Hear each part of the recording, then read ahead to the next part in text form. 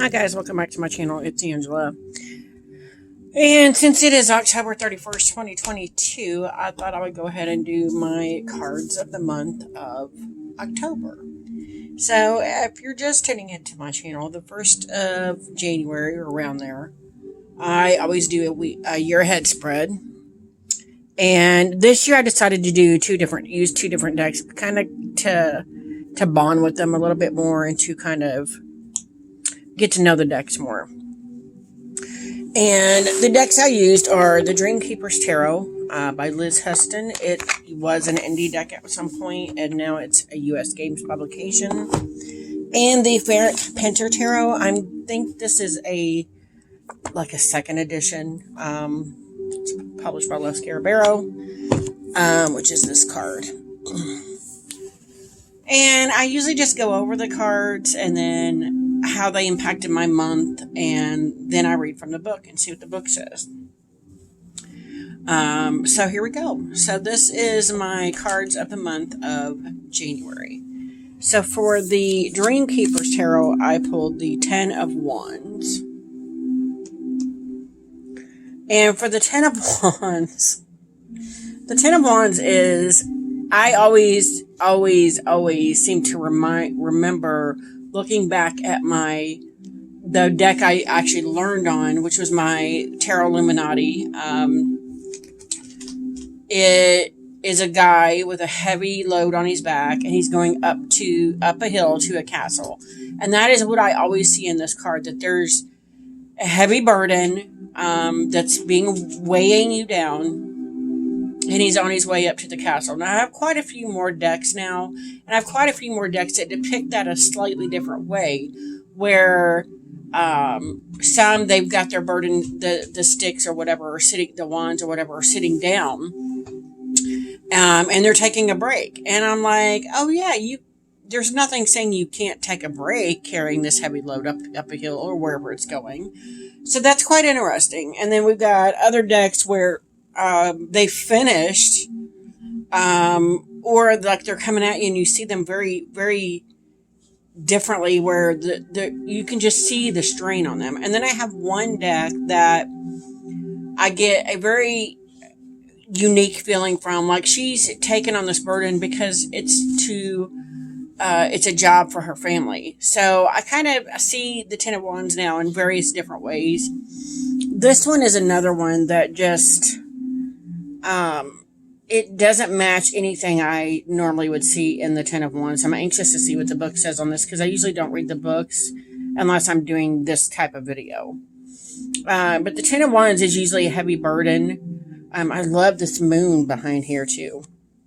And it looks like, this one almost reminds me of being two-faced, or coming across someone that's two-faced, where she's got the skeleton here and then the arm, and then looks like a third face coming out of the mirror. So that's quite interesting. But how does that pertain to my month of October?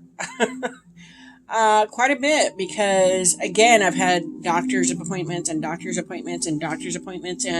we had a bunch of people sick at work. So we've spent the last 2 weeks in overtime just working to death. And it just feels like there's so much going on at once. I did have a couple days in the month where I kind of cracked and was like, I can't do this crap no more. I just can't physically do it anymore. And there was a couple of days where I almost just walked out of my job and was like, I'm done. I can't do it anymore. I can't. So I really did feel that pressure of what the 10 of Wands represents in the month of October, more so toward the middle 2 weeks, than this last week. But yeah, that's interesting. And it always fascinates me when I pulled these cards a year, like at the beginning of the year, and every month they're dead on, what I went through. And I didn't even really pay attention to the cards until the end of the month anyway. So it's fascinating to me how well the cards knew this is what you're going to be going through in these months. So that's quite interesting. And then for the Ferric Pinter Tarot, and it says Carpe Diem F Pinter on the back, I got the King of Swords. And again, I get this, to me, the kings and the queens are the feminine or male or masculine energy of the top of the line of their suit. So the king has figured out his crap, and now he's got his mental faculties under control. He's balanced. Like, I see all the kings and queens as very balanced. This one I don't see as very balanced. It's almost like his head has been cut off. And maybe that's the reasoning, because it's the King of Swords, the King of the Mind. He looks very angry to me. And that could be just the persona I was into, like, had put myself into for the month of October, is this more masculine, just hate the world kind of mentality, because I was there for a few days in the month. Just like, I can't do this crap anymore. And so that's, to me, very fitting that those two seem to go together, in that respect. So let's take a look at the Dream Keepers Tarot book. I'm always fascinated by this book. This deck is worth buying just for this book. So we have the 10 of Wands. And I turned right to the wand suit. And here it says, burdened by taking on more than you can handle. And again, I feel that with the King of Swords too, here. An uprooted female figure travels across the expanse of an eerie sky.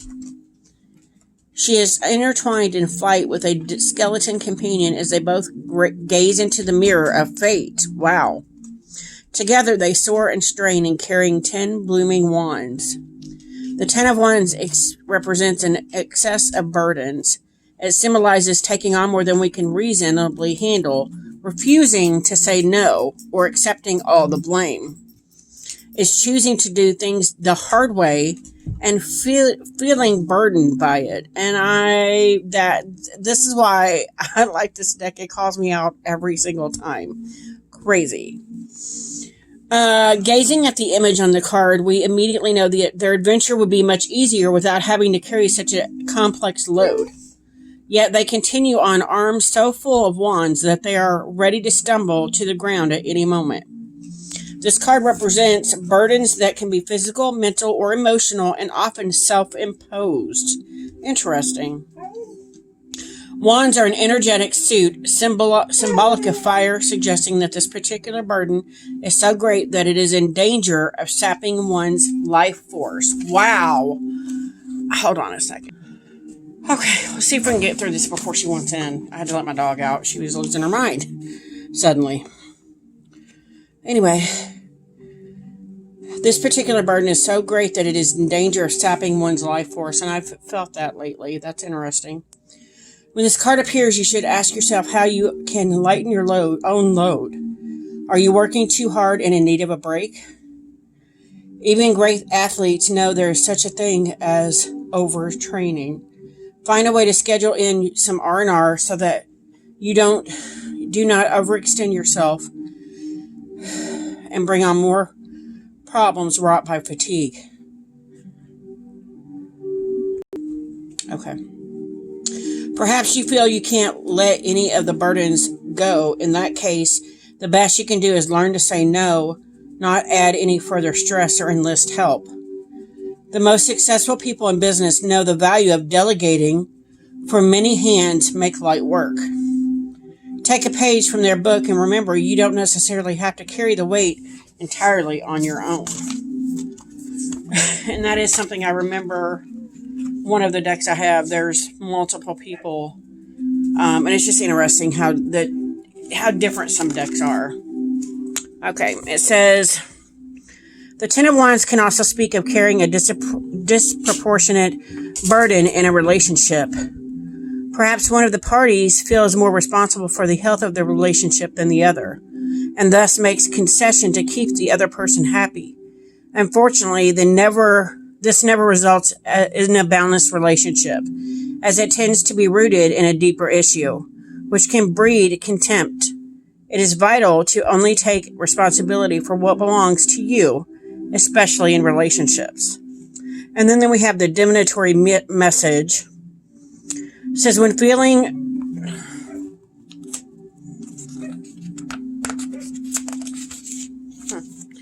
When feeling the burden implied in the Ten of Wands, bear in mind that there are solutions available.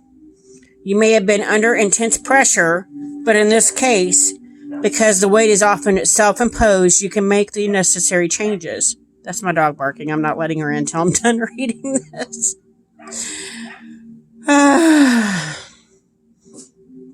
You have the power to manifest a solution. Simply simplify your life and take action to lighten the burden right now. So why are you making things harder on yourself than they need be? As educator and poet Najwa Zebian eloquently wrote, "These mountains that you are carrying, you are only supposed to climb." Beautiful. Keywords: upright, burdens, overextending, struggle, need for delegation, burned out.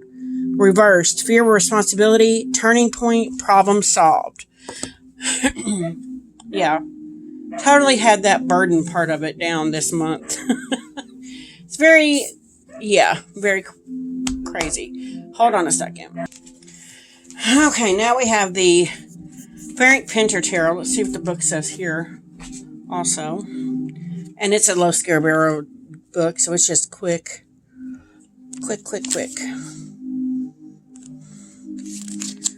Okay. King of Swords. Description: a king in full royal regalia, stares straight ahead, surveying all that he rules. Essence: the King of Swords is the ultimate strategist. He commands shrewdly and expects his orders to be obeyed. In a reading, processing an unparalleled intellect, this king appreciates results and rational thinking. He is like a chess player that is forever thinking several moves ahead of his opponent. This is a time for cold calculation and a thoughtful approach to your situation. Let your head rule your heart, taking careful and methodical steps with a keen eye for the finer details often missed by others. Note the men on horseback in the distance. Oh wow, yeah, I didn't notice that before. There's a guy on horseback here. It's one of the reasons I like this deck, because it tells you glimpses into stuff you may not have noticed in the card. But yeah, he's in full gear. Almost looks like his head's in a box, but I guess he's in full king uniform, whatever. Anyway, that's very interesting. And I see it as shrewd. I see the king can be shrewd at times, but I also see him as someone that